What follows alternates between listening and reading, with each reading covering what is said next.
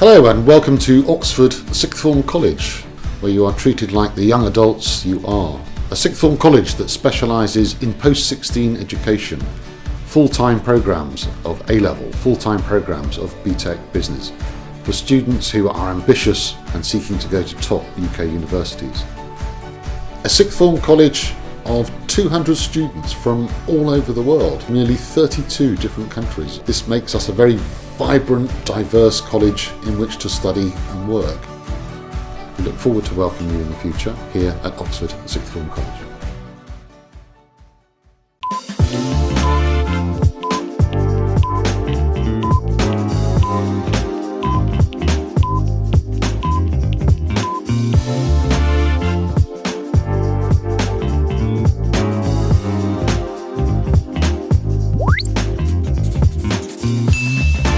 วันนี้พบกับพี่เบสอีกครั้งหนึ่งนะครับใน GENT Channel นะครับวันนี้เราได้รับเกียรติจากคุณมาร์คเลิฟนะครับซึ่งเป็น Principal of the Oxford Sixth Form College นะครับซึ่งเป็นโรงเรียน International College ที่มีชื่อเสียงโรงเรียนหนึ่งเลยนะครับในประเทศอังกฤษสำหรับในวันนี้เรามีหัวข้อที่น่าสนใจนะครับว่าเราจะมาพูดกันนะครับว่ามีการเปรียบเทียบกันระหว่างโรงเรียน International School กับ Traditional Boarding School ว่าแบบไหนเป็นโรงเรียนที่เหมาะกับน้องๆนะครับแล้วก็มีข้อดีข้อเสียต่างกันยังไงนะครับแล้วก็ในส่วนของโรงเรียน Oxford Sixth Form College เนี่ยนอกจากมีในส่วนของ GCSE มี A-level แล้วก็จะมีในส่วนของ BTEC ด้วยนะครับแล้วเดี๋ยวเรามาดูกันว่าโรงเรียนมีอะไรมานำเสนอกันนะครับ Hi Mark, good morning. How are you today?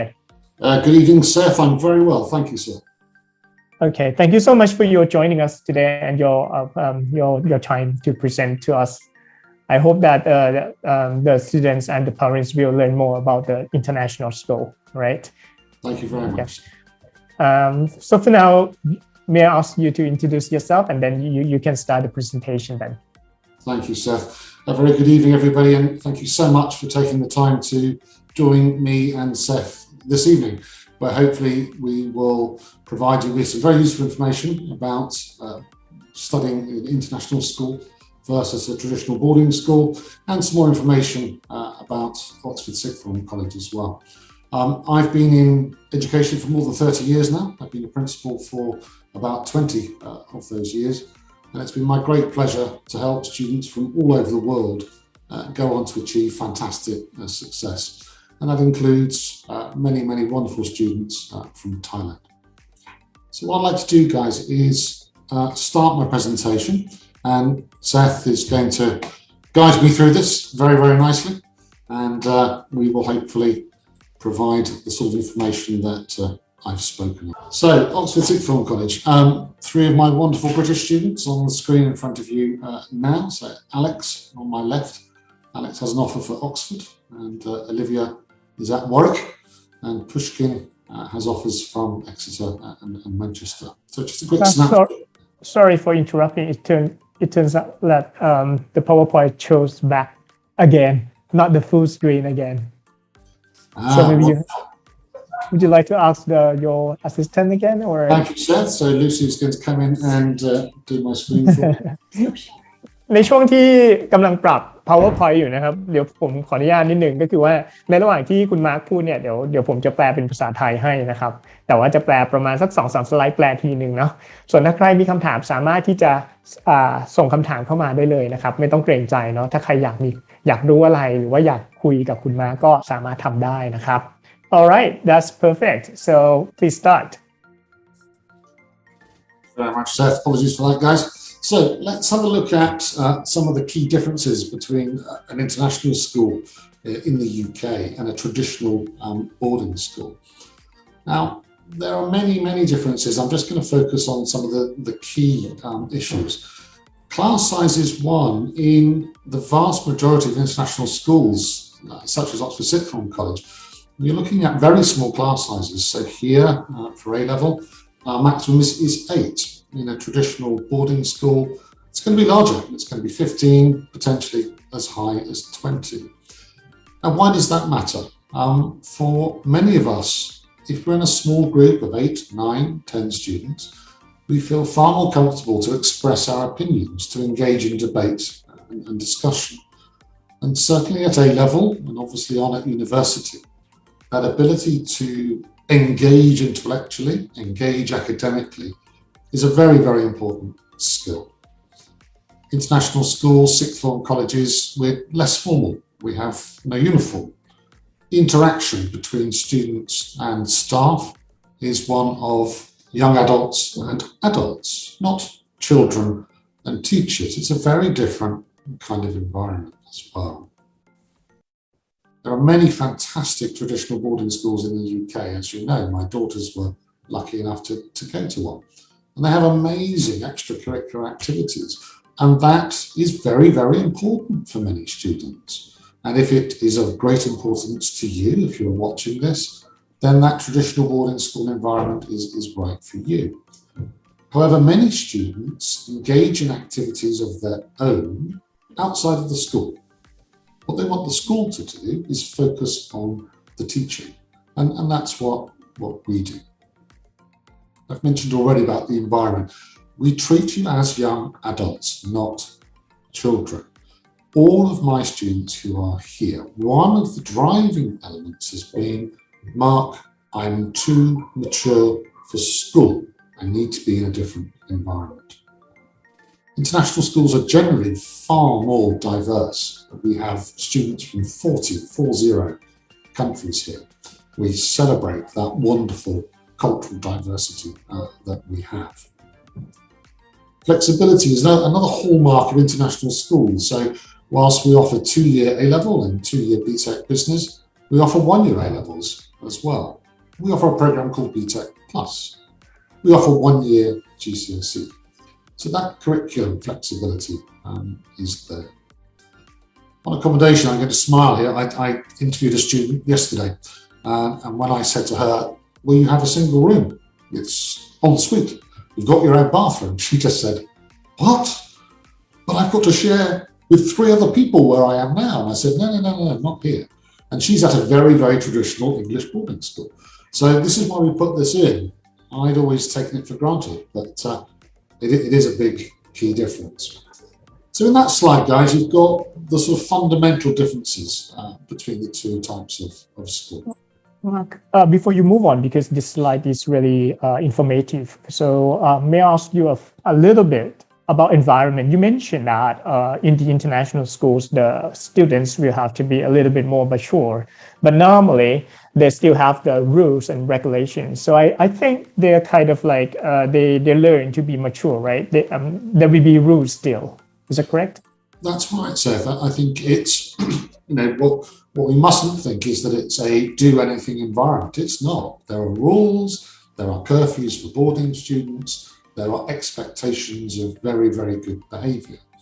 It's more of an ethos. It's an ethos, which we're going to touch on in a minute, of treating that young person with the respect they deserve as a young adult, not as we teachers, I include myself in this, often do, is patronise young people. In a college, in an international school, we avoid that. Thank you, Mark. And the other thing that I would like to ask you, because I know that it's kind of important as well, in terms of the learning methodology, because normally I think the international schools will be much more lecture-based teaching and study kind of that way, comparing to like the traditional boarding school, especially for A-level students. It will be more research-based and self-study based. Is that correct? No is the honest answer. I think different schools, whether they're traditional or whether they're international, I think and I speak as a teacher here, Seth, different teachers have different styles. And as a head teacher, as a principal, I don't dictate to my teachers how they should teach. If their students are academically successful, if they're happy in the class, if they're doing well, then that teaching style works. So, for example, I would have a teacher of one subject and he may deliver it in a very formal lecture style, but it works for that subject and it works for his class. The following year, he has a group of students who need that more research-orientated approach, so he adapts his approach. So I don't think there is a one-size-fits-all. I think it's important that teachers do adapt depending on the students that they have in front of them. And I think it would be accurate to say that whether it's traditional boarding school or international school, both types use a variety of teaching methods, which is the right thing to do. It's the right thing to do. Right. And in terms of the teacher themselves, normally the teachers at the international college, like your school, maybe are experienced with being the ESL teacher along with the subject teachers, so they understand more about the international students. Is that correct? Comparing to the main, traditional boarding school, which like they normally teach the students teach the British students as the main focus normally. Yes, I agree with that 100%. I think because we have a wonderful blend, so a quarter of my students are British, and because we're blended in that way, the teachers are teaching to the students in exactly the same way. There's no focus on the British, it's the focus on everybody who's in that classroom. I think some traditional boarding schools, with all due respect to them, I think the international students can sometimes be treated as secondary. Yes, that can happen. I think the other element with the international schools is that we are very aware that whilst we're teaching A-level or BTEC business, we've got to put specialist teachers of academic English alongside that.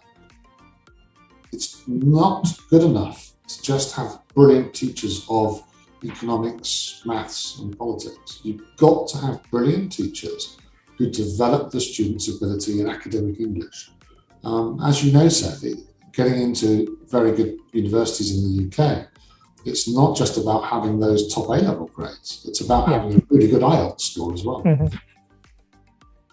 Thank you, Mark. So let me summarize for this one because it's a key thing, and it's good that you have this slide for the students and the parents today, right? สำหรับสไลด์แรกนะครับคุณมาร์คhit the point เลยนะก็คือว่าเป็นสไลด์ที่สำคัญมากๆเลยโดยเฉพาะอย่างยิ่งสำหรับผู้ปกครองแล้วก็น้องๆที่กำลังสนใจนะครับว่าจะเลือกเรียน international school ดีหรือ traditional boarding school ดีนะครับในส่วนของคุณมาร์คเนี่ยเป็นในส่วนของฝั่ง international school เนาะมันก็จะส่วนใหญ่ก็จะเป็นข้อดีในฝั่งของ international school นะครับซึ่งเหมาะกับเด็กอินเตอร์ที่จะไปเรียนนะก็คือว่าคลาสเรียนเล็กกว่านะครับโดยส่วนใหญ่จะประมาณ 8-12 คนนะครับแล้วก็อาจจะ less formal กว่าก็คือมีความเป็นพิธีรีตองน้อยกว่านะครับไม่ต้องมีระเบียบแบบมากๆแบบจ๋าๆหรือกฎระเบียบที่มากมายรวมถึงการแต่งกายก็ไม่จำเป็นต้องแต่งชุดนักเรียนด้วยนะครับแล้วก็ในเรื่องของการเรียนนะครับใน traditional boarding school เนี่ยเขาจะมี timetable ของเขา fix ไว้เลยว่าเช้าถึงบ่ายต้องเรียนนะเรียนเสร็จคุณจะต้องทำกิจกรรมหรือทำเล่นกีฬาหรือว่าอะไรเงี้ยแล้วหลังจากนั้นต้องกินข้าวแล้วก็เป็น prep time หรืออะไรต่างๆเหล่านี้แต่ของ international school อาจจะมีความ relax มากกว่าซึ่งอาจจะเหมาะกับเด็กไทยมากกว่านะครับโดยเฉพาะเด็กที่ม.ปลายนะครับแล้วก็เรื่องของenvironment ก็เกี่ยวเนื่องกันมานะครับเขาอยากในส่วนของเด็กที่ไปเรียนโรงเรียนอินเตอร์เนี่ยส่วนใหญ่ก็อาจจะต้องเป็นเด็กที่ค่อนข้างมีระเบียบในตัวเองอยู่แล้วมีความเป็นผู้ใหญ่เพียงพอที่จะดูแลตัวเองได้ในระดับหนึ่งนะครับในขณะที่พ่อแม่ที่มองว่าน้องลูกเราเนี่ยอาจจะยังมีระเบียบไม่พอยังดูแลตัวเองได้ไม่ดีก็อาจจะเหมาะกับ traditional boarding school นะครับรวมถึงในส่วนของ diversity แน่นอนว่า diversity ของ international school จะมากกว่าในขณะที่ traditional boarding school เด็กอังกฤษจะเป็นส่วนมากนะครับแล้วก็เรื่องของหอพักนะครับหอพักส่วนใหญ่โรงเรียน traditional boarding school เนี่ยจะเป็นโรงเรียนที่ถูกสร้างขึ้นมาไม่ใช่ว่าเพื่อวัตถุประสงค์ในการเป็นหอพักในอดีตนะฮะเพราะนั้นมันมีการปรับปรุงเปลี่ยนแปลงเป็นหลายร้อยปีอย่างเงี้ยเพราะนั้นเนี่ยห้องมันอาจจะเป็นห้องเดี่ยวบ้างห้อง2คน4คนหรือ6คนบ้างแล้วแต่โดยส่วนใหญ่ในปัจจุบันเนี่ยห้องจะอยู่ประมาณ 2-4 คนนะครับแล้วยิ่งจำนวนเด็กน้อยลงอายุมากขึ้นเรื่อยๆจำนวนเด็กต่อห้องก็จะน้อยลงนะครับส่วนที่เป็น international school เนี่ยส่วนใหญ่ก็จะเป็นห้อง2คนหรือ1คนนะครับแล้วก็เป็น en suite ก็คือมีห้องน้ำในตัวเองด้วยนะครับผมมีถามคุณมาร์คเพิ่มเติมในเรื่องของmethodology ในการเรียนนะครับซึ่งคุณมาร์คบอกว่าก็ขึ้นอยู่การเรียนเนี่ยคล้ายๆกันขึ้นอยู่กับคุณครูนะครับแต่ว่าสำหรับเด็กที่ภาษาอังกฤษอาจจะไม่ได้แข็งแรงมากเนี่ยบางที international school ก็อาจจะตอบโจทย์นะครับรวมถึงคุณครูที่สอนที่ international school เนี่ยก็จะเป็นคุณครูที่มีความเชี่ยวชาญด้านภาษาอังกฤษสำหรับ ESL teacher ด้วยแล้วก็เป็น subject teacher ด้วยอีกส่วนหนึ่งนะครับโอเคคิดว่าอาจจะพูดเร็วไปหน่อยนะครับแต่ว่าอย่างไรก็ตามผู้ปกครองแล้วน้องๆน่าจะได้เห็นภาพในส่วนตรงนี้ซึ่งเป็นส่วนที่สำคัญมากๆในการเลือกโรงเรียนของผู้ปกครองโดยเฉพาะเด็กที่จบม.3 หรือว่าจะไปเรียน A-level ที่ประเทศอังกฤษนะครับ Mark, sorry I take so much time but it's really interesting for this topic. Thank you so much for this slide. Pleasure. Thank you, Seth. And very happy to come back to this at the end if we have time for a Q&A session. As Seth said, it probably is the most important element of what we're discussing today. So thank you, Seth. Thank you. Thank you, Mark. So guys, I'm just going to talk to you a little bit about the college, and Seth will come in with questions for me and very kindly translate as I go through this. So a little bit about us. I genuinely think every school is different. I don't think every school is the same. And I think what makes a school different is its ethos, its values, its beliefs, what it thinks, what it supports. We are all about each individual student, not a group, each individual student. Yeah. What are her aspirations? What are his aspirations? What are their abilities? What do they want to do? My students want to do many, many different things. And it's about celebrating each of those things those students want to do. One is not better than the other. Those aspirations are important to each student, and we celebrate that. We provide so much support, not just superb teaching, we provide the care and welfare around the students when they're here is British and international, is crucial. I mean, those of you who are parents or watching will, like me, will know a happy child has got more chance of being a successful child at school. That's just a reality. And when an international student comes to the UK, it's obviously the school's responsibility to sustain that young person's happiness. We're inclusive, so we look at each student individually at admission in terms of what they want to study with us and what they've achieved beforehand. So that's our ethos, inclusive, celebrating differing aspirations and really supporting young people to achieve their potential and their goals. Mark, before you move on, may I ask one quick question? Normally, the parents keep asking me when we talk about international vs traditional boarding school. They thought that they pay a lot of money in order to send the kids to study in the UK. And then there is no UK students in the school. What do you think about it? How will you explain that? Okay, this is worth to pay still, or what do you think? I'm biased, Seth, because I agree with those parents. I mean, if I sent my daughter to study in Thailand and she was just with a load of British kids, I mean, hang on, why am I doing this? I want them with Thai students. So I completely agree, and this is why we are resolute in maintaining at least a quarter of our students being British. Now, whether they are in the classroom with international students or part of the community of students, that injection of Britishness, if you like, is very, very, very important. I think one of the advantages of being a small school with 200 students is that even if I'm an international student and one of my classes doesn't have any British students in my class, that one subject, this college is so small, I get to know all of the other students, including the British kids, really, really quickly. So yeah, no, 100% with those parents. You're sending your child overseas, you want them to experience the young people of the country they're going to. Absolutely. Yeah. Well, may I ask to confirm if I'm not wrong? So you mentioned that Oxford Sixth Form College has the British students in the school as well. Even you are in the international school, but you have the good. Oh, interesting. So you're in international school by having British students even in GCSE classes or A-level classes as well. Absolutely right. Oh, absolutely right. That's cool. And it's such a good blend, and I've worked in international schools where it's been 100% international, and that can work, Seth. That's fine. But in my opinion, I think it's better to come into a school where there are some British students. Interesting. Let me talk in Thai a little bit about this, and then you can move on easier. Okay. All right.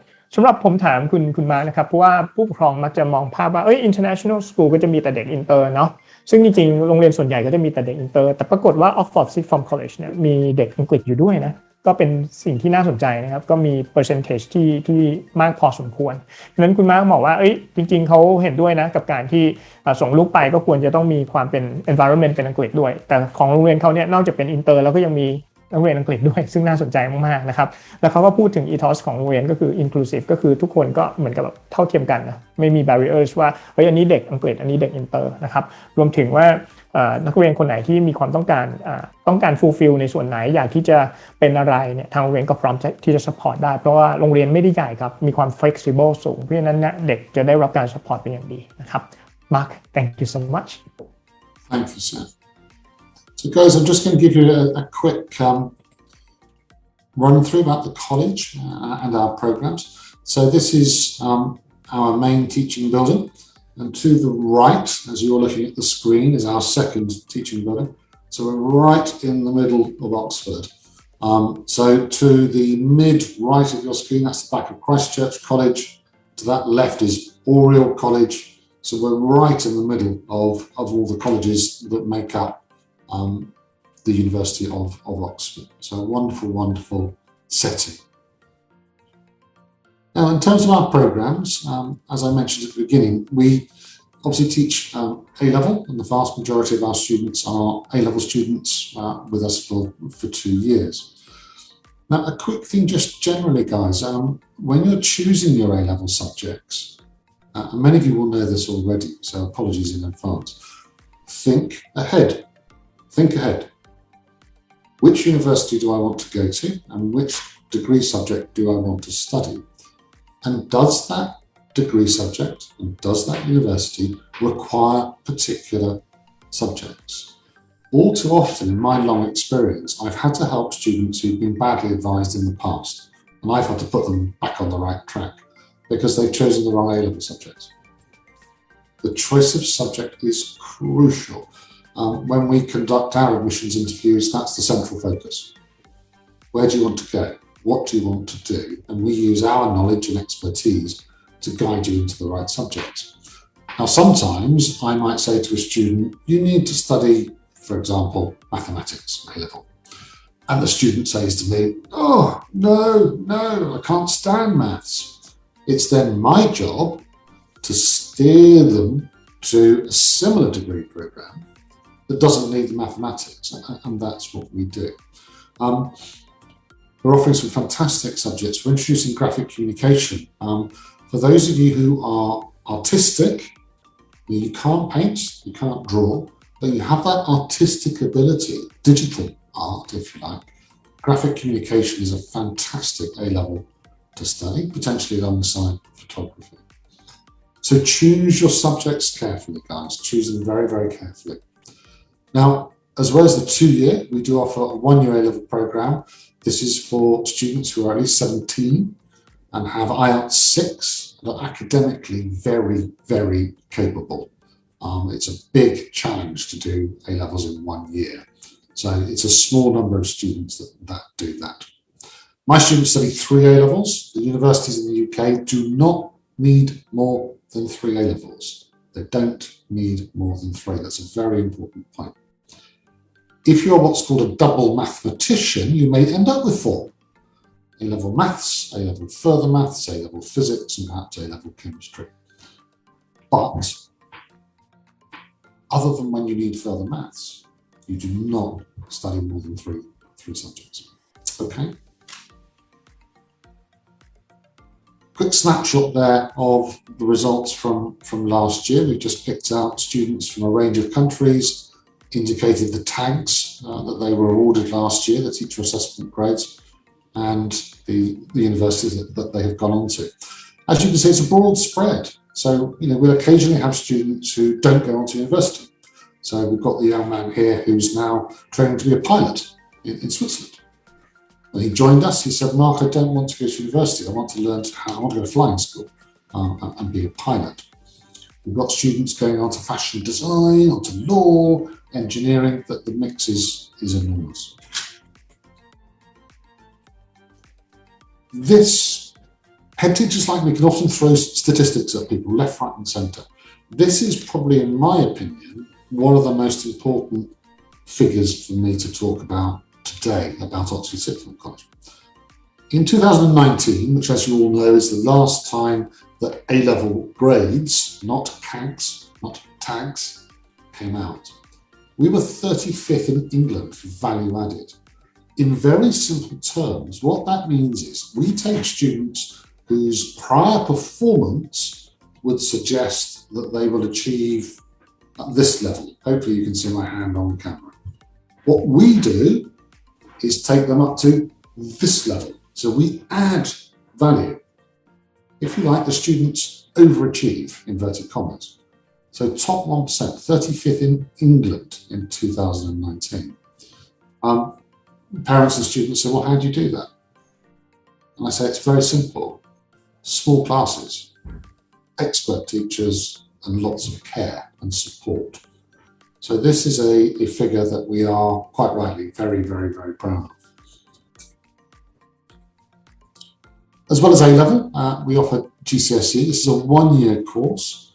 Now, this is suitable for if someone is relocating to the UK or British families coming back to the UK. It might be good for a student who is not quite academically confident yet and wants to get an academic grounding at GCSE before moving on to A-level. About 50-50 Brits and international on this course. Well, may I ask you to go back a little bit for GCSE? Yes. For this one, you offer 2 years GCSE, right? And also 1 year as well for pre-A-level course. Just the 1 year, sir. So we offer one year GCSE. We're introducing a new a new program, which is not on this slide. It's called pre-A-level. Pre-A-level is very similar to the 1 year GCSE program in its content, but students only take an English for academic purposes exam. As I said at the beginning, I've been lucky enough to work with Thai students for probably 15 years now. And GCSE, Seth, rather than 1 year GCSE, rather than pre-A-level is the right course, in my experience, for Thai students. Well, there are so many names actually for year 11, right? Sometimes they call 1 year GCSE, sometimes they call pre-A-level, or sometimes even they call 3 year A-level. Yeah. But in terms of like pre-A-level and 1 year GCSE in your school, is it you mentioned that it's all the same thing in terms of the content, but pre-A-level will be plus for the English academic preparation program. Is it correct that I catch? Okay. Yeah, that's right. Yeah. So with the GCSE program, the students, they will sit GCSE exams, formal exams at the end, including IGCSE English. In the pre-A, they will not sit any GCSE exams. If they are studying pre-A, but they would like to take IGCSE exams as well, is it possible to do so? It is. This is the beauty of our wonderful timetable person, who I should bring on screen right now. What we've done, we've layered the programs. So let's say a student called Harry. Harry joins the pre-A. Harry is doing brilliantly well. He simply transfers up to the GCSE classes because they're timetables in parallel. So yes is the answer to that question. Yep. All right, thank you. So it means that at the beginning, you can have to choose between studying pre-A-level or 1 year IGCSE. But if you are doing well when you start with pre-A, and then you can move to and take the exams for IGCSE at the end anyway. Absolutely right. Absolutely. Oh, that's cool. That's cool. So you have only 1 year IGCSE and no more, no 2 years. Correct. Okay. All right. Let me summarize this because you have 4 few slides already. All right. So before you move on for the BTech, okay. For today, it's really so much informative and it's all interesting, to be honest with you. So it seems like I interrupt you all the time and keep asking you the questions. It's fine. Okay. Thank you so much for that, Mark. Alright สำหรับผมขอสรุปนิดนึงนะครับคุณมาร์คได้พูดถึงว่าตัวแคมปัสของโรงเรียนเนี่ยตั้งอยู่ใจกลางเมืองออกซฟอร์ดเลยนะ เพราะฉะนั้นเนี่ยน้องจะได้อยู่ในบรรยากาศของมหาวิทยาลัยออกฟอร์ดนะเพราะว่าใจกลางเมืองของออกฟอร์ดก็คือเต็มไปด้วย colleges ของตัวมหาวิทยาลัยออกฟอร์ดเลยเพราะฉะนั้นน้องจะได้อยู่ท่ามกลางนักเรียนเหล่านั้นนะครับก็เป็นสิ่งแวดล้อมแล้วก็เป็นแรงบันดาลใจที่ดีมากๆเลยนะครับในส่วนของคอร์สเรียนนะฮะเขาพูดถึงเริ่มต้นจาก A level นะครับในส่วนของ A level เนี่ยมันมีข้อดีของมันก็คือว่ามันเหมาะสำหรับน้องๆที่รู้ว่าตัวเองต้องการเรียนอะไรเพราะน้องจะเรียนประมาณ3ตัวกับบวก1ภาษาอังกฤษ ESL นะหรืออาจจะเรียน4ตัวบวก1 ESL ก็ได้นะครับซึ่งมันเหมาะกับเด็กที่แบบอาจจะถ้าชอบแมทก็จะได้เรียนแมทจ๋าๆไปเลยไม่ว่าจะเป็นแมท further math หรือว่าจะเป็นพวกscience บวกไปเลยนะครับสำหรับเด็กที่ชอบอาร์ตก็เรียนอาร์ตเฉพาะทางไปเลยไม่จำเป็นจะต้องมานั่งเรียน science อีกแล้วนะครับอันนี้คือข้อดีแล้วก็เป็นข้อดีของระบบการศึกษาของอังกฤษนะครับในส่วนของ A level นะซึ่งเด็กๆสามารถที่จะเข้าเรียนได้ในส่วนของเทอม September ซึ่งเป็นเทอมปกตินะครับรวมถึงถ้าเด็กคนไหนที่อาจจะไม่ทันจริงๆแล้วหมายถึงว่าเรื่องของการ matching เทอมการศึกษาก็สามารถที่จะเข้าเรียนในเดือนมกราคมได้ด้วยเช่นกันนะครับสำหรับ class size ของโรงเรียนเนี่ยในส่วนของ course A level เนี่ยแค่สูงสุดประมาณ8คนเองแล้วก็ average 5เองนะครับนอกจากนั้นเนี่ยโรงเรียนยังได้รับการจัดอันดับให้เป็น1top 1% นะของโรงเรียนที่เป็น top value added school นะครับโดยที่มีแต้มต่อเนี่ย 0.55 แต้มนะฮะแต้มต่อหมายความว่าเมื่อเด็กเข้าไปสมมุติว่าเด็กเข้าไปจากด้วยคะแนน1นะแล้วน้อง at the end เนี่ยเมื่อเรียนจบที่นี่เนี่ยน้องทำได้คะแนนสูงขึ้นมาเนี่ย 1.55 เหมือนกับว่าเขาเข้าไปด้วยความคาดว่าเขาน่าจะได้อยู่เกรดประมาณ1นะครับตอนจบแต่ปรากฏว่าโรงเรียนนี้สามารถทำให้เด็กเพิ่มขึ้นมาเป็น 1.55 นะครับอันนี้คือแต้มต่อเฉลี่ยของเด็กที่เรียนจบจากที่นี่คือมี value added เพิ่มแล้วก็เพิ่มศักยภาพตัวเองได้นะครับซึ่งได้มีคนถามทางคุณมาร์คเหมือนกันว่า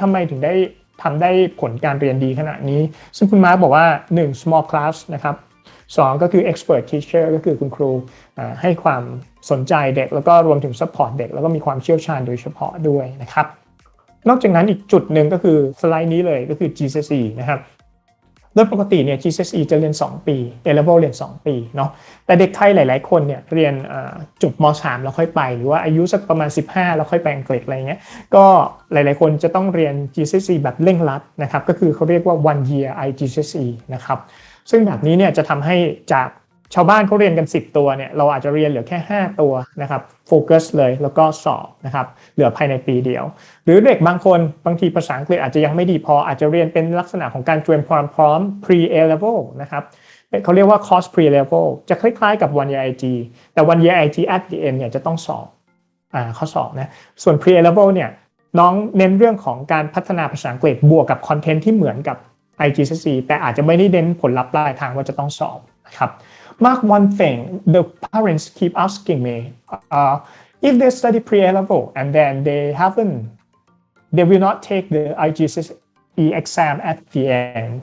Will that be the problem in order to move on to the A-level courses? In my experience, no, Seth. I think something that struck me when I started working with international students 22 years ago was the extent to which the universities understood that international students would be applying to them without GCSEs or without a home country equivalent. And it surprised me. Back in 2002-03, I was thinking, what? This must be a problem.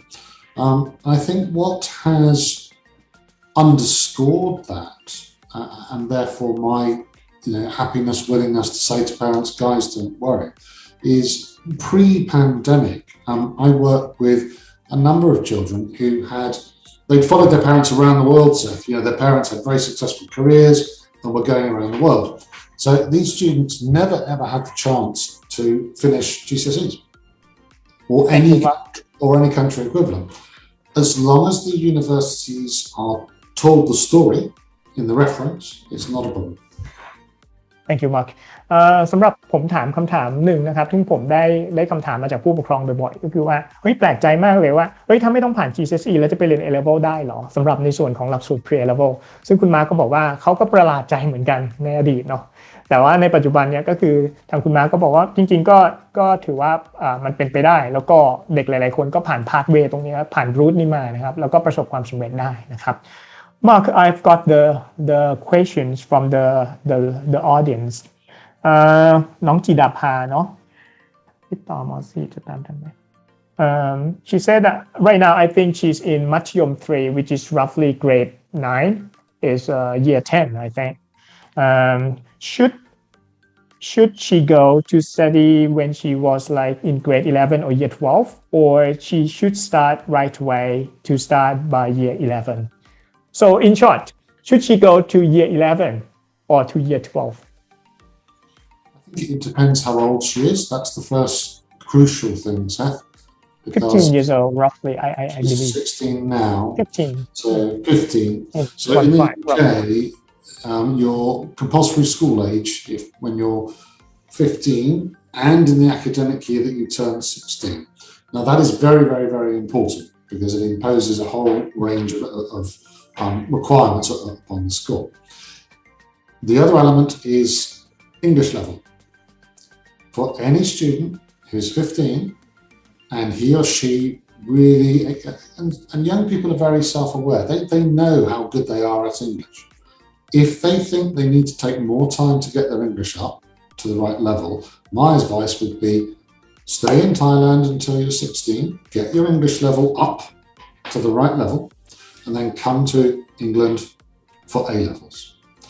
If you have other students whose English level is good and they are mature and ready to make that move to the UK for a one-year GCSE program, that's absolutely fine. So my answer really is echoes of something I said earlier on. There isn't one answer. It's about each individual student. What's their English level? What's their maturity? What's their academic level? And when we interview students, if I don't think it's right, I will say to the student and the parents, don't come yet, it's too early. Or, yes, do come and do the one-year GCSE program now. So it's one by one, Seth, one by one. Thank you, Mark. So in the other way, because you also have the pre-A-level course as well, so I know that it depends on the maturity, the age, and also the English level. But if she is sufficient enough, but not that good in English, maybe she can go for a pre-A-level, maybe? Agreed. Yep, agreed. Okay. All right, Mark. Thank you. สำหรับน้องจีดาภาที่ถามมานะครับว่าควรจะไปต่อม .4 ถ้าไปต่อที่ม .4 ที่นั่นจะทันไหมจริงๆมันคนละระบบนะเพราะฉะนั้นตะกี้คุณมาเขาก็เลยอธิบายว่าเฮ้ยมันขึ้นอยู่กับอายุนะมันขึ้นอยู่กับระดับภาษาอังกฤษคุณมาร์คแนะนำว่าถ้ากรณีภาษาอังกฤษไม่ดีเลยอะไรเงี้ยก็แนะนำให้เตรียมบูสต์ภาษาอังกฤษ1ปีที่ไทยก่อนเรียนม .4 ที่ไทยก่อนนะครับแล้วก็ค่อยไปตอนม .5 ที่นู่นซึ่งก็คือ year 12แล้วค่อยไป year 12ทั้งนี้ทั้งนั้นต้องดูอายุหนูด้วยนะครับแต่อย่างไรก็ตามในส่วนตรงนี้เดี๋ยวไว้พี่วางแผนให้แนะนำว่าหนูแอดไลน์ทางเจนมานะแล้วเดี๋ยวน้องแจ้งว่าชื่อจีดาภาแล้วเดี๋ยวพี่เบสดูวันเดือนปีเกิดแล้วก็ดูเรื่องแผนการเรียนให้โอเค Mark thank you so much Thank you Seth So guys I want to talk to you now about a course called 𝐵Tech Business can I record this? In the presentation I was talking about how and indeed just now how we need to look at each individual student. Many of us do not like exams. As you know, A-levels, GCSEs are all focused around those exams at the end of 1 or 2 academic years. 𝐵Tech Business is ideal for somebody who does not like exams, who is much better at producing a portfolio of coursework through the course and who is absolutely focused on studying business at university, on taking over mum's business or dad's business when they graduate. The amount of exam in a 𝐵Tech is about 12%. So formal exam, like an A-level, 12%. About 55% is coursework. The balance is what's called controlled assessment. So the students are given business case studies, they research them, they take their notes into an exam room where they are given questions about that case study. So a very different kind of assessment. So 𝐵Tech provides a wonderful pathway to university for students, like many students around the world, for whom exams are not a good way of assessment.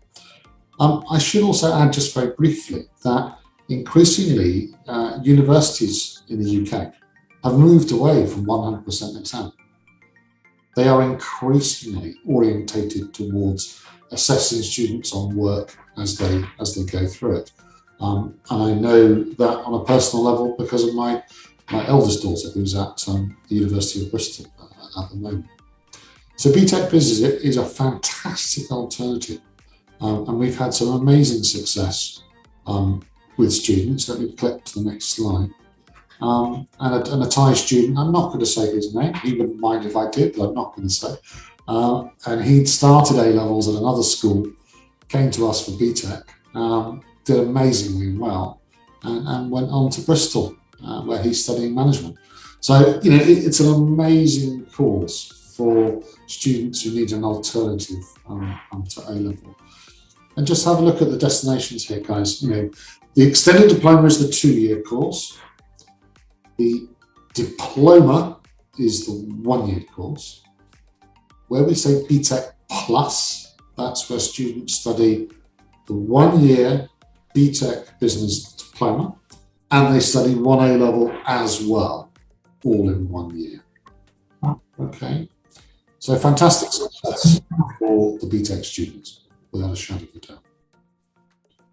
Seth, I imagine there might be some questions around BTEC, because it's probably quite, I don't know to what extent Thai people would be aware of BTEC.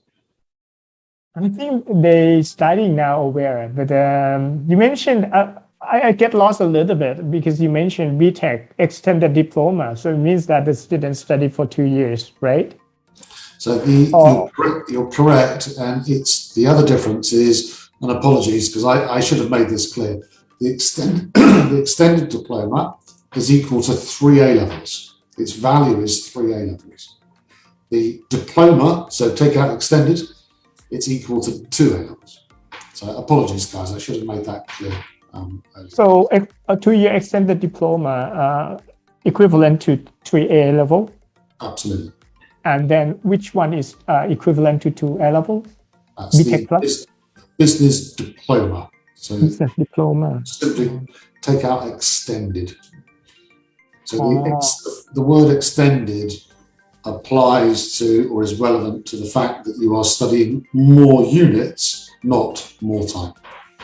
So it means that for BTEC Business Diploma, it is equivalent for just 2 A-levels. So it means that for another A-level, so the student will study A-level, or what do they study in order to get into the university? So they can choose A-level mathematics in 1 year, or A-level photography, A-level psychology, A-level sociology.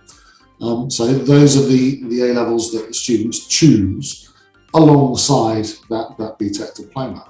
And what we do is we obviously match them. So I have a student, the BTEC is ideal, she's really good at maths, she will do the A-level maths. I've got a student who is very creative, very interested in film, they'll do the A-level photography, and so on and so forth. I see. So you have a 1-year diploma as well for those students who just finish AS, maybe year 12, and then move to BTEC, right? Just in case. So these kind of students can study 1-year diploma and to get maybe, is it possible, for example, they finish year 12 already, but they're not good at all for the grade, and then they move completely to the extended diploma, and then they get the 3 of the BTEC courses? What they would do, Seth, and we do have a number of students that do that. So they've started at another school, they've started A-level, they've tried their best, they've really, really tried hard, but A-level's not right for them. So they come to us for the BTEC Plus, so they study the BTEC Business Diploma, and then they add another A-level subject. And we'll probably have 7 or 8 students a year that do that. The Thai boy who I mentioned just now was just so unhappy. He was at a very traditional school and not happy. Came to us and did amazingly well. And a big part of that was his moving to BTEC.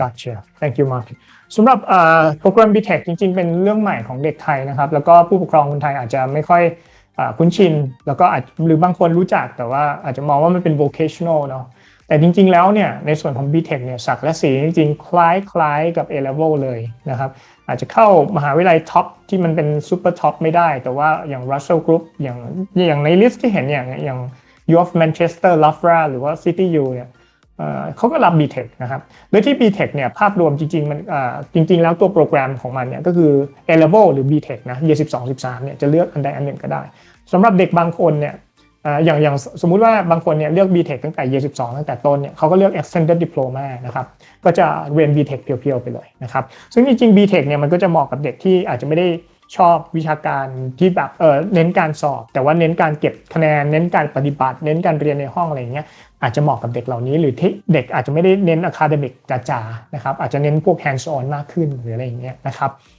แล้วก็มีเหมือนกันว่าในบางคนนะที่อาจจะเรียน A level เก่งแค่ตัวเดียวสมมุติชอบแมทอยู่ตัวเดียวแต่ว่าวิชาอื่นไม่ได้เรื่องเลยนะบางคนก็อาจจะมาเรียนแบบผสมได้เป็น mix ก็จะเกิดขึ้นเป็น BTech Business and BTech Plus ตรงนี้หรือบางคนเรียน Year 12 A level แล้วรู้สึกแบบไม่ตอบโจทย์อ่ะแล้วก็อาจจะไม่ได้อยากย้ายเข้าไปเรียน Foundation นะครับก็สามารถที่จะเลือกเรียนตัว one year diploma ได้นะครับโอเคอันนี้ก็จะเป็นทางเลือกหนึ่งนะครับนอกเหนือจาก Foundation Mark normally for the students who graduate who maybe finish year 12 and do not do good for the grade or something or the progression so normally they have the option to go to Foundation but I've just realized from you that okay they have the BTech diploma and BTech Plus as well as the option so in that case if the students would like to choose between going to Foundation or the BTech one year diploma how will they make the decision or how will you guide by which kind of students match the right programs I think it would be what I would do I would talk to them and say do you like exams because there are some fantastic foundation courses around don't get me wrong there are some really good ones but they are still 75-80% exam and that's the key thing and they say oh really Mark yes so you could do a business foundation but it's 80% exam or you could do the BTech which is only 12% formal exam I think the other thing I say to them is guys that this foundation course that you're looking at can only get you to one university only one do the BTech plus and you can choose 5 universities so those are the two key things in deciding so I have another question that I've normally got for example like if you study BTech is it possible that you may get into Oxbridge no so Oxford and Cambridge don't take BTech no UCL accept BTech but Oxford and Cambridge don't understand or maybe Imperial Kings maybe those university may match with more A-level right but for BTech Russell Group's university accept or modern university accepts anyway right yeah that's right and I think even Imperial will accept BTech I mean obviously they're more orientated towards sort of sciences and engineering as everybody knows and they're okay with a BTech science course but often they might ask for a student to have an A-level alongside it so once again it's obviously we don't offer BTech engineering but guys if you're looking at BTech engineering as I said earlier on look at what your target university wants do that research first before you choose your course Sure alright ผมได้ถามคุณมาร์คนะครับว่าอย่างกรณีจริงๆเด็กหลายๆคนเนี่ยเมื่อเรียน Year 12 A level แล้วอาจจะรู้สึกมันไม่ได้ทำได้ดีมากนะบางคนอาจจะได้ DEE หรือว่าได้ U มาเลยอะไรเงี้ยโดยปกติเขาก็จะมี option ที่จะไปเรียน Foundation นะครับแต่ว่าผมก็เลยถามคุณมาว่าแล้วอย่าง BTech ก็จริงๆก็น่าจะเป็น option ที่ดีสำหรับเด็กที่ต่อ Year 13นะถ้ากรณีไม่อยากเรียน A level เขาบอกว่าใช่แล้วโดยเฉพาะยิ่งเด็กที่อาจจะไม่ค่อยชอบการสอบด้วยนะครับถ้าสมมุติเด็กชอบยังโอเคกับการสอบก็อาจจะ move ไป Foundation เพื่อทำเกรดใหม่นะครับแต่กรณีที่เด็กอาจจะเกรดไม่ค่อยชอบทำข้อสอบเนี่ย ก็อาจจะมาเรียน BTech แต่ในปัจจุบันเนี่ยอันนี้ที่โรงเรียนมีแค่ BTech in Business นะบางโรงเรียนอาจจะมี BTech อื่นๆแต่ว่าสำหรับที่ Oxford เนี่ยมี Business อย่างเดียวMark, may I ask to confirm that you offer only BTech in Business, right? No engineering or actually there are in the market, but right now you focus on BTech Business. Is that Just correct? on business for BTech, yes. Thank you ก็ตอนนี้มีแค่ business นะครับแล้วผมก็แกล้งถามคุณมาร์คจริงๆผมได้รับคำถามมาเยอะนะกับคำถามนี้ได้รับบ่อยนะว่าเฮ้ยแล้ว BTech เข้า Oxford Cambridge ได้ไหมซึ่งจริงๆแล้วOxford Cambridge จะไม่รับ BTech แต่คุณมาร์คก็บอกว่าอย่าง UCL เนี่ยรับนะครับเพราะฉะนั้นเนี่ยแต่คุณมาร์คแนะนำว่าถ้าอยากจะเข้ามหาวิทยาลัยไหนให้เข้าไปดู requirement ก่อนนะครับว่าเขารับ BTech ไหมซึ่งจริงๆส่วนใหญ่รับนะครับส่วนใหญ่จะรับเพราะฉะนั้นเนี่ยก็อาจจะเป็นทางเรื่องหนึ่งสำหรับเด็กที่สนใจว่าไม่อยากทำข้อสอบมากแต่อยากที่จะเรียนรู้แล้วก็ทำได้ดีในรูปแบบการเรียนแบบนี้นะครับ Mark, thank you so much. Back to you. So guys, just a quick snapshot of university destinations because we've spoken about these already and very much want to give you guys the chance to ask questions to me via Seth. So just a snapshot there of many of the wonderful universities our students have gone on to. So Greg, who we'll see on a different slide up at the University of Cambridge now, came back to see me yesterday actually, having a fantastic time up there. Now the students get into this broad range of university, largely Russell Group. I think a crucial point to make is that because the A-level classes are so small, you can be someone like Greg, who's aiming for Cambridge. You can be someone like me, who's aiming for Exeter, a brilliant university, don't get me wrong. Broad range of university targets, students in same class, does that work? Yes, because the classes are so small. Class of 15, 20, which I taught at A-level 20 years ago, it's difficult. But a small class enables you as a teacher to teach students with differing academic levels. That's a very important point to make. So there's Greg from Korea. So as I say, up at Cambridge at the moment, studying natural sciences. And as I said, came to see me yesterday and just absolutely loving it. And I said to him, I'm doing a presentation to Thailand tomorrow, Greg. Anything that you want me to pass on? And he said, are you going to talk about why I chose Oxford Sixth College? And I said, not particularly. I said, you're in the slideshow, which he thought was fantastic, made him smile. He said, can you say that Greg, I knew I had academic ability, but to achieve the grades I needed, I knew I had to work in small groups.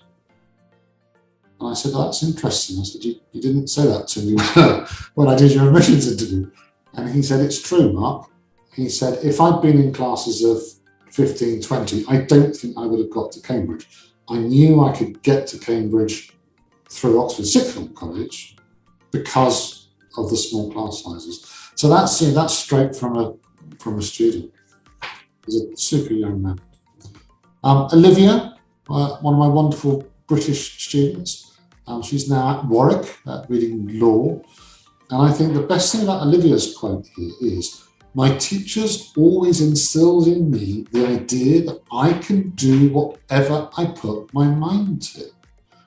I think as teachers, we often forget how important we are to those young people, not just as teachers. Boosting their self-confidence, boosting their esteem, encouraging them to aim high, getting them to believe in themselves.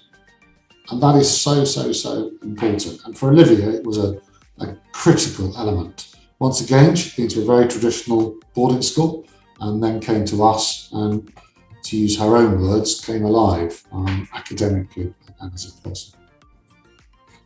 Tracy from Vietnam, once again, emphasising the small class sizes as being crucial and that willingness to help and support. Anujan from Kazakhstan, I'm never ever going to forget this girl. She started and she said, she'd been here for 1 week And she said, I want to learn the piano. And I said, well, okay. So I found a piano teacher for her who lives quite near to the college. And I took her to the piano teacher, and I had to sit outside this room while she was bashing the piano for about 12 weeks. She finally realized that the piano was not her instrument, so I no longer had to sit and listen to some interesting piano playing. Great girl, brilliant student. For her, one of your viewers asked earlier on about when should my daughter come to the UK. For Arijan, she came early. She came when she was 15 because she felt that it was only by being in the UK that she could really get her English up to the right level. So she's a very good example of someone who did come early. She was with us for 3 years altogether. And did BTEC, as you can see. Thank you, Mark. Yep. Just a nice little visual representation there, guys. So 40 different nationalities, as I've mentioned before. The one country we've forgotten to highlight on this is Brazil. I now have 3 students from Brazil. So we'll need to get the graphic changed for the next time we do this presentation. Well, normally British students will study BTEC more or A-level more, or it depends. In the student population as a whole in England and Wales and Northern Ireland, as you know, Seth, Scotland don't do A-levels. A-level is the dominant qualification, but there are thousands and thousands of students who do study BTEC as well. Yeah. No, I mean, I'm sorry, I asked you the wrong question. I mean, in your school. Oh, A-level. So more A-level still. Come September, we'll probably be 180, 200 students, about 80%, 70% will be A-level, 10% GCSE, and 20% on the BTEC.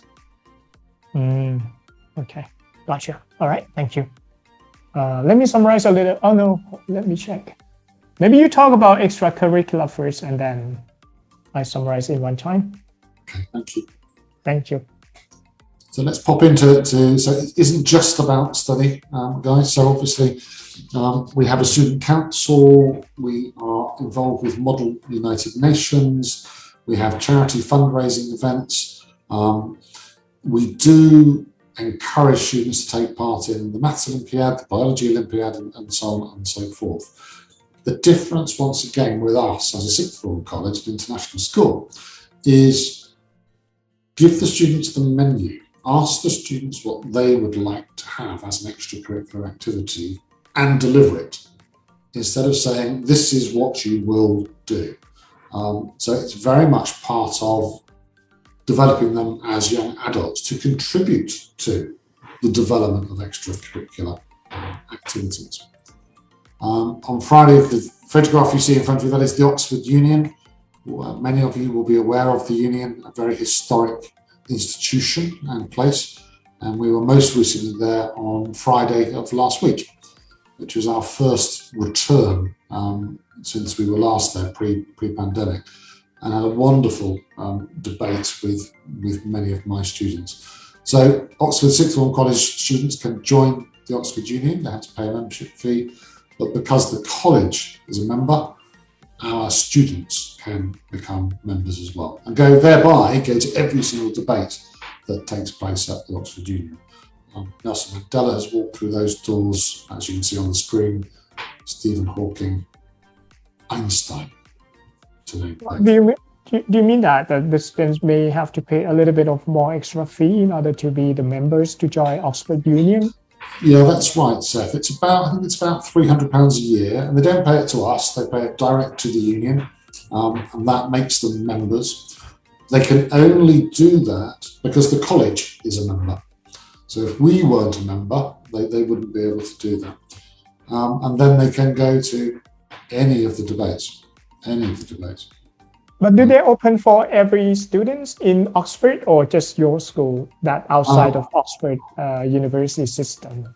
So the union is separate from the university. That's a really good question, Seth. Thank you. People think the Oxford Union is a part of the University of Oxford. It's not. It's an entirely separate organisation. whereby students of the university automatically become members. You automatically can be a member. Certain schools like ours, who have applied for membership many years ago, because we are about 35 years old, and when we were set up, we applied for membership and got it. So certain schools, because they are school members, their students can join. So it means that the school has to be the member first, and then the students in that school can be the members as well. That's right, Seth. Yeah, absolutely. It's kind of the TED Talk or something. Yeah, kind of. Maybe, do you know TED? Yeah, that was one of our, I don't know if I've got it on the screen here, I haven't. One of our wonderful students set up, did a few TED Talks, which was absolutely amazing. I'm too old, Seth. You know, IT, I struggle with IT, as you know, as you've experienced when we were setting it up this morning. But very much encourage them to engage in that world, and they do so very responsibly and very effectively. Thank you, Mark. So a range of clubs and societies, student magazine, but as I say, extracurricular. The driver is the student body. They will ask us, can we fund, arrange X, Y, Z activity, and we will do it.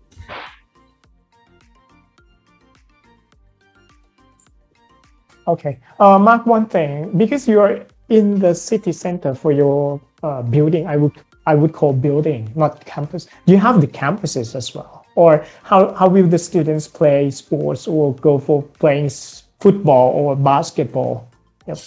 So we use local sports facilities with a local school and with the Oxford city facilities as well. So they can play badminton, they can play basketball, they can swim.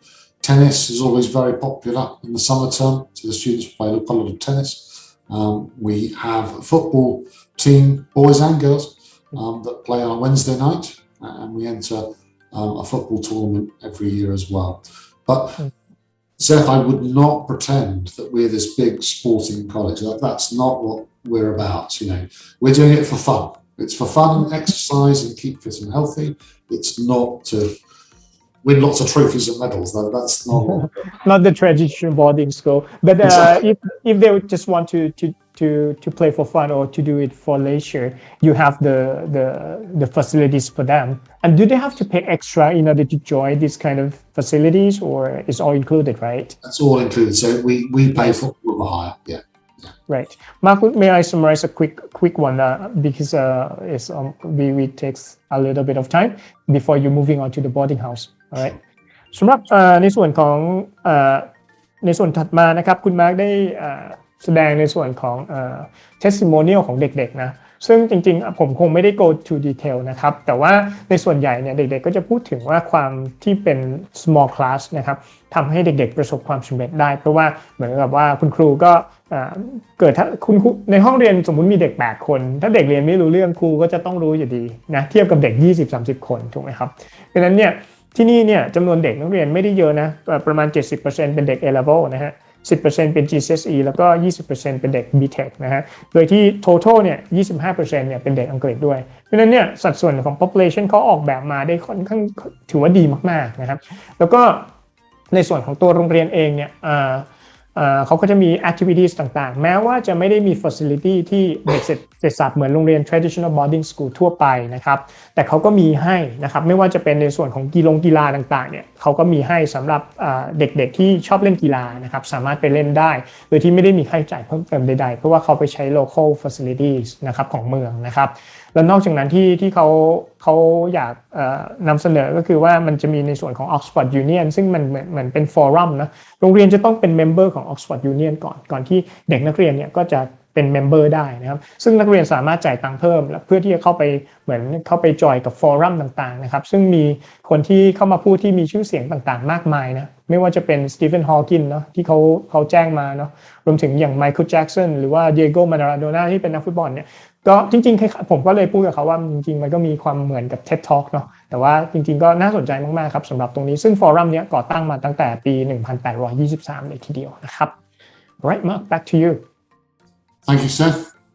So let's have a look at boarding, guys. So we do have British borders, not just international borders, and we have two boarding houses.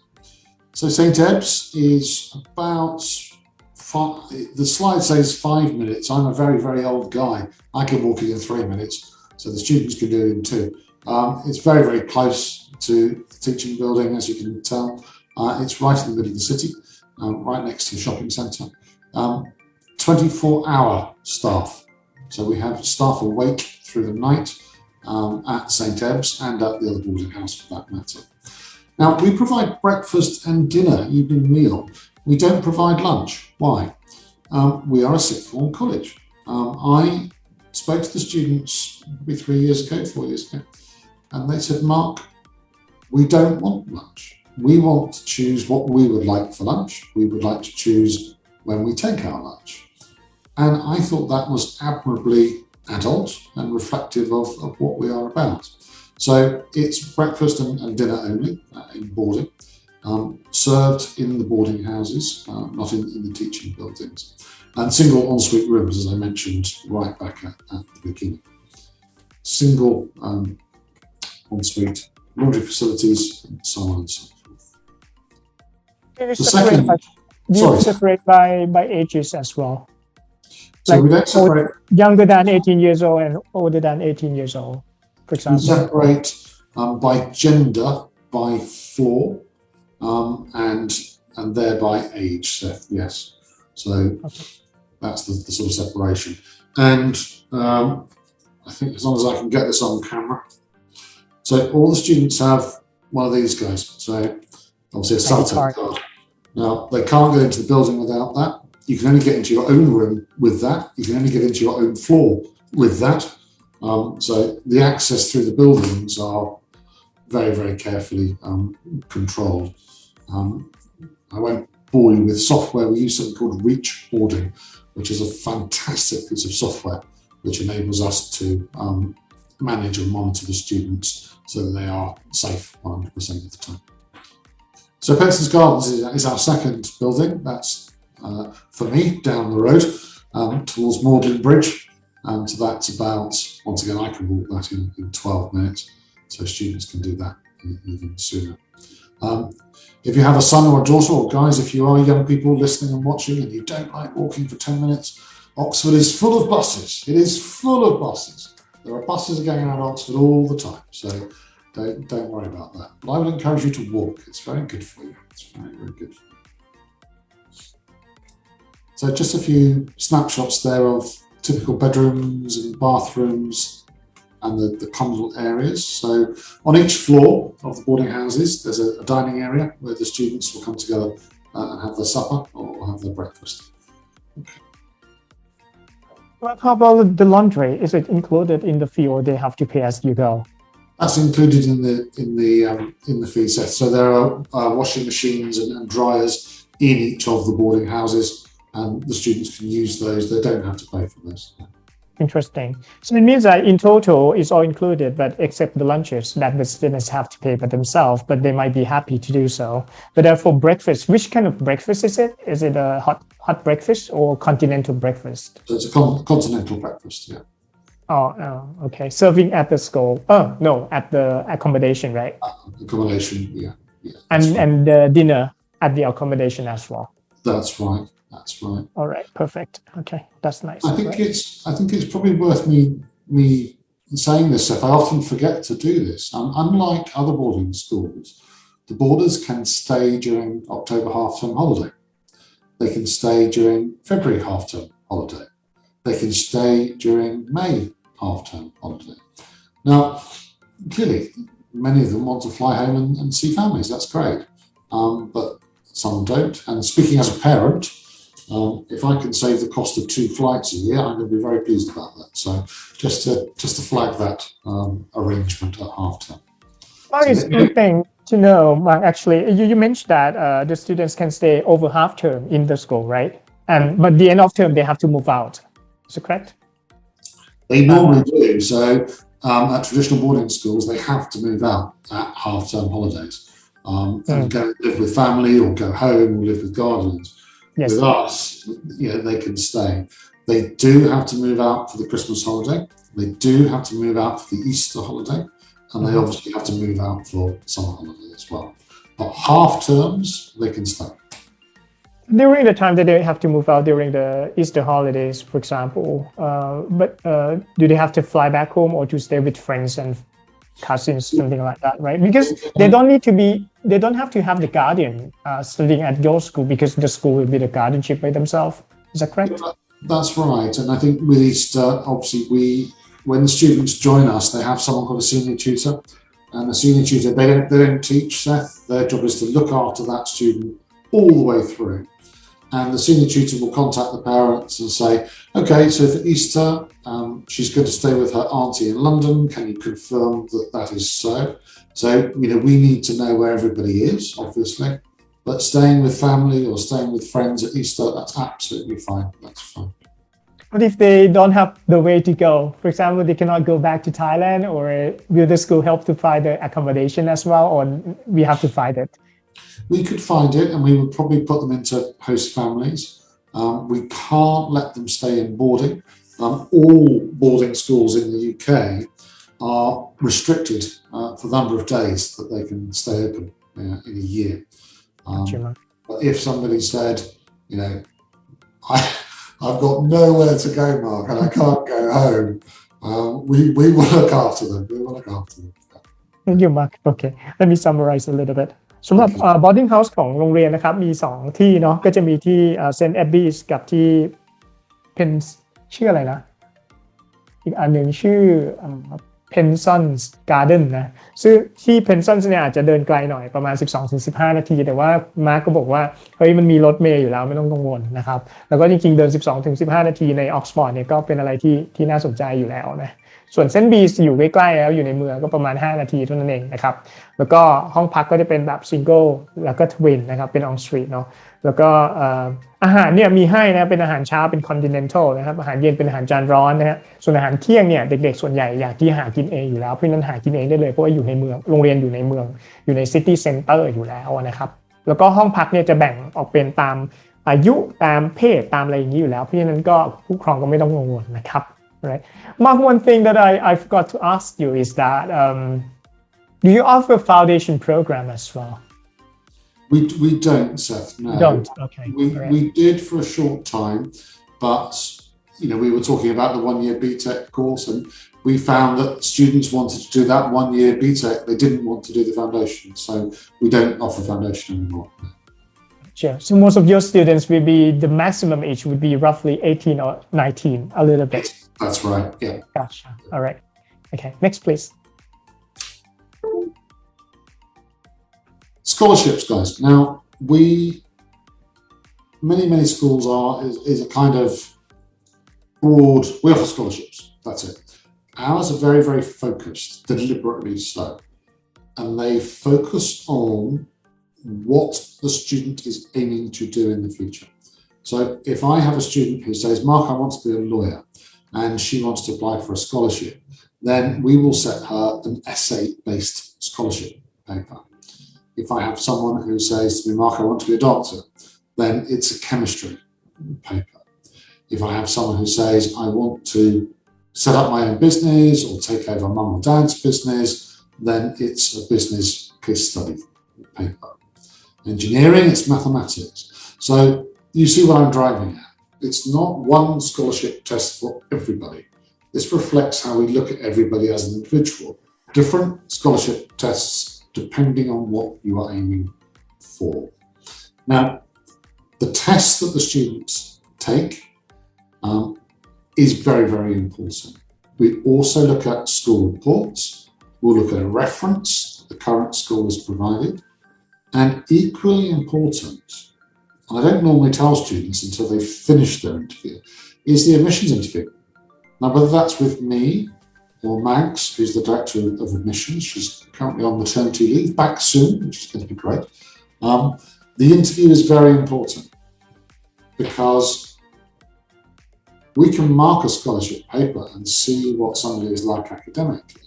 We can read a reference from the school and see what somebody else thinks of that young person. But self-evidently, it is the interview face-to-face or virtually face-to-face that enables me or Max or other staff interviewing to form a view of, will this person fit into Oxford Sixth Form College? Does he or she have the same outlook as us? Do they celebrate cultural diversity? Do they have ambition? Are they kind? Are they courteous? Are they supportive of people? Do they have an international outlook? That's what we're looking for. That's the kind of person that we're looking for. So that's a quick sketch there of the scholarship schemes and how they work. But just to emphasise, it's not just about the test. That interview is very, very, very important. Very important. Normally, if the students would like to study business, for example, and it's not about the scholarships, but what do they have to take any exam, paper exam, or they just submit the school report and the references? That's sufficient.